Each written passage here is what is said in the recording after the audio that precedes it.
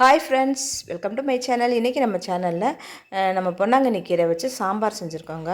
பொன்னாங்கண்ணி கீரை வந்து இதில் வந்து 2 கீரை இருக்குது, 2 வகையான கீரை இருக்குது. ஒன்று நாட்டு பொன்னாங்கண்ணி, அப்புறம் இன்னொன்று சிவப்பு பொன்னாங்கண்ணி இருக்குது. நம்ம நாட்டு பொன்னாங்கண்ணி கீரை தான் வாங்கியிருக்கோம். இந்த கலரில் அது இப்படி தான் இருக்கும், பச்சை கலரில் இருக்கும். இதை நல்லா வாங்கி நல்லா காம்பெல்லாம் ஆஞ்சி எடுத்து நல்லா கழுவி தண்ணியில் ஒரு 2 தடவை 3 தடவை கழுவி எடுத்து வச்சிடணும். அப்புறம் இதுக்கு வந்து நம்ம பருப்பு குக்கரில் வந்து 100 கிராம் பருப்பு போட்டாலே போதும். 100 கிராம் பருப்பு போட்டு அதில் தக்காளி வெங்காயம் போட்டிருக்கேன், போட்டு மஞ்சத்தூள் போட்டு நல்லா வேக 3லேருந்து 4 விசில் வச்சு நல்லா கொலைய வேக வச்சுக்கணும். இந்தளவுக்கு ஓரளவுக்கு வெந்துருச்சு எனக்கு. இப்போ இதோட நம்ம வந்து கொஞ்சமாக மசாலா ஐட்டம் சேர்த்துட்டு கொஞ்சமாக புளி சேர்த்துக்கணும். புளி வந்து ஒரு சின்ன நெல்லிக்காய் சைஸ் கூட கிடையாது, கொஞ்சம் அதோட கொஞ்சம் தான் போட்டிருக்கேன். கீரைக்கு புளி ஊற்றக்கூடாதுன்னு தான் சொல்லுவாங்க. நம்ம கூட்டு மாதிரி வச்சா பரவாயில்ல, சாம்பார் மாதிரி வைக்கும்போது கொஞ்சமாவது புளி வேணுமேங்கிறது தான் நான் கொஞ்சமாக ஊற்றிருக்கேன். 2 ஸ்பூன் மிளகாத்தூள், 1 ஸ்பூன் மல்லித்தூள் போட்டு நல்லா கலந்து விட்டுட்டு அதுக்கப்புறம் நம்ம புளியை கரைச்சி இதில் சேர்த்துக்க வேண்டியதுதான். சின்ன சைஸ் துண்டு தான் புளி எடுத்திருக்கேன். நீங்கள் 2 தக்காளி போட்டீங்கன்னா இத்தனையும் போட்டால் போதும். நான் ஒரு பெரிய தக்காளி 1 தான் போட்டேன், அதனால் நான் இப்போ கொஞ்சம் புளி எடுத்துருக்கிறேன். புளியை கரைச்சி ஊற்றி தேவையான அளவு தண்ணி ஊற்றி நல்லா கொதிக்க விட்டுறணும். நல்லா கொதிச்சுக்கிட்டு இருக்கையில் இங்கிட்டு வந்து நான் கீரையை கழுவி எடுத்து வச்சுருக்கேன்.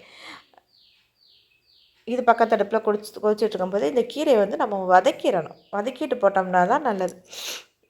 அதுக்கு ஒரு கடாயில் எண்ணெய் ஊற்றி எண்ணெய் காஞ்சதும் கடுகுளுந்தம்பருப்பு போட்டு கொஞ்சம் ஜீரகமும் போட்டு நல்லா பொரிஞ்சதுக்கப்புறம் பெருங்காயம் இருந்தால் கொஞ்சம் பெருங்காயத்தூள் போட்டுக்கோங்க. கட்டி பெருங்காயம் வேண்டாம், சின்ன பீஸ் கட்டி பெருங்காயம் போட்டுக்கோங்க.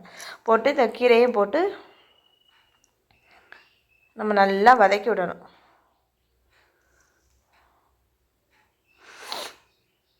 நல்லா 2 கைப்பிடி பெரிய கைப்பிடி அளவு 2 கைப்பிடி அளவு கீரை இருந்தது போட்டுட்டு நான் எண்ணெயிலே நல்லா வதக்கணும். நம்ம ஒரு 5லேருந்து 10 நிமிஷம் நல்லா வதக்கும்போது கீரை நல்லா வதங்குறதுலே நம்மளுக்கு பாதி வெந்துடும். அதுக்கப்புறம் நம்ம அந்த சாம்பார் இங்கே கொதித்ததுக்கப்புறம் அதில் உள்ள பச்சை வாசனையெல்லாம் போயிடும்ல, மசாலாத்தூள் பச்சை வாசனையெல்லாம் போனதுக்கப்புறம் கீரையை நம்ம அதில் சேர்த்துக்கணும். அது வரைக்கும் கீரையை நம்ம நல்லா வதக்கணும். காம்பு இல்லாமல் நல்லா ஆஞ்சிக்கோங்க முடிஞ்ச வரைக்கும். இது கொஞ்சம் கடினமான வேலை தான், ஆஞ்சி எடுக்கிறது பெரிய விஷயம். ஆனால் இந்த கீரை வந்து அவ்வளவு நல்லதுங்க. பொன்னாங்கண்ணி கீரை கண்ணுக்கு அவ்வளவு நல்லது. அதே மாதிரி இது வந்து அழகாக்கும், உடம்பு மேனி பளபளக்க வைக்கும் அப்படின்னு சொல்லுவாங்க. பளபளப்புக்கு இது நல்லது அப்படின்னு சொல்லி. அதனால் நம்ம வந்து கீரையில் எல்லா கீரையிலையுமே ஒவ்வொரு வகை சத்து இருக்குது, இரும்பு சத்து நிறையாவே இருக்குது. இந்த கீரைக்கு அப்படி சொல்லுவாங்க, அதனால் நானும் சொல்கிறேன். அதுக்கப்புறம் இந்த சாம்பார் நல்லா கொதிச்சதுக்கப்புறம் இந்த கீரையை அதில் சேர்த்துட்டு நல்லா மிக்ஸ் பண்ணிவிட்டு இன்னும் கொஞ்சம் தண்ணி தேவைப்பட்டால் தண்ணி சேர்த்துக்கோங்க. ரொம்ப திக்காக வைக்கிறத விட கொஞ்சம் தண்ணியை வச்சாலே நல்லாயிருக்கும். தேவைன்னா ஒரு சில்லு தேங்காய் அரைச்சி ஊற்றிக்கலாம். நான் தேங்காய் எதுவும் சேர்க்கலை, பருப்பும் இதுவும் தான். கடைசியில் நான் உப்பு போட்டுக்கிறேன். தேவையான அளவு உப்பு போட்டுட்டு நல்லா மிக்ஸ் பண்ணிவிட்டு நம்மளுக்கு வந்து வதக்கையிலே வெந்துருச்சு. கீரை எப்போவுமே சட்டுன்னு வெந்துடும். இருந்தாலும் ஒரு 2லேருந்து 3 நிமிஷம் நல்லா ஒரு கொதிக்க விட்டுட்டு நம்ம அடுப்பை ஆஃப் பண்ணிக்க வேண்டியதாங்க. அவ்வளோதாங்க, சூப்பரான சாம்பார். இந்த சாம்பார் அவ்வளோ உடம்புக்கு நல்லது. கீரையை மட்டும் ஆஞ்சி எடுத்து வச்சுட்டீங்கன்னா முதல் நாளே வாங்கி நீங்கள் சாயங்காலம் டிவி பார்த்துருக்கும்போது கூட கீரையை நம்ம ஆஞ்சி எடுத்து வச்சிட்டோம்னா இந்த மாதிரி சூப்பராக சூப்பு செஞ்சு சாப்பிடலாம். இதுக்கு சைடிஷ் நம்ம என்ன வேணாலும் வச்சு சாப்பிடலாம்.